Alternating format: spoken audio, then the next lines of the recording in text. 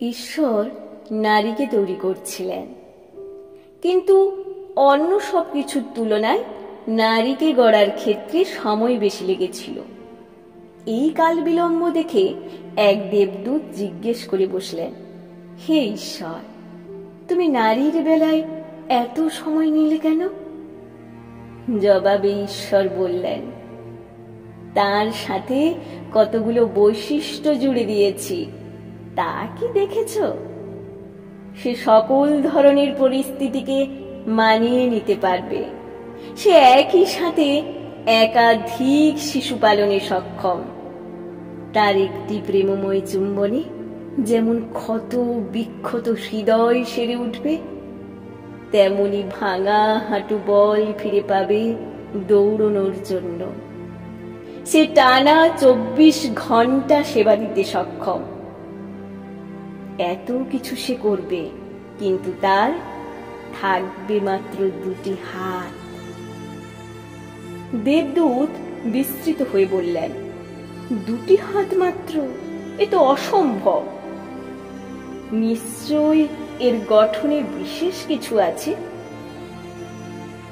দেবদূত এবার নারী অবয়বের কাছে গেল, স্পর্শ করে দেখল। কিন্তু ঈশ্বর, তুমি তো একে নরম কোমল করে বানিয়েছ। হ্যাঁ, সে কোমল, কিন্তু আমি তাকে শক্ত পোক্ত করে গড়েছি।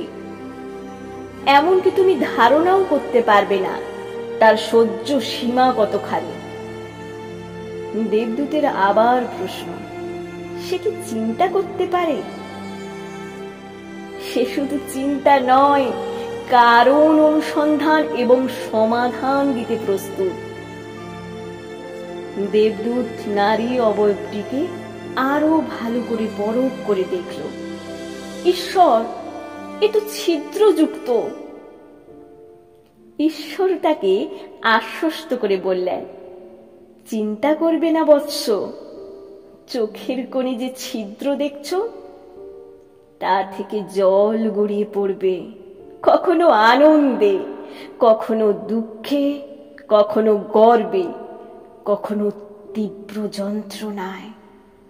বক্ষ বরাবর যে ছিদ্র যুগল দেখছ, তা অমীয় ধারা, যা পান করে প্রজন্মের পর প্রজন্ম বেড়ে উঠবে। আরো যে গিরিপথ দেখছ, সেখানে রেখেছি হিমালয় সমান রহস্য। দেবদূত এবার অভিভূত। ঈশ্বর, তুমি সত্যিই গুণী। এত কিছুই একের মধ্যে সাজিয়ে দিয়েছ। একজন নারী তবে বিস্ময়কর বিষয়।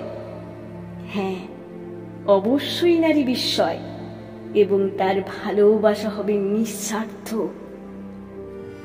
দেবদূত, তাহলে একজন নারী সব দিক থেকেই পরিপূর্ণ? ঈশ্বর, না, সে পরিপূর্ণ নয়। এরও একটা অপূর্ণতা আমি রেখে দিয়েছি, আর তা হলো সে প্রতিদান চাইতে জানবে না।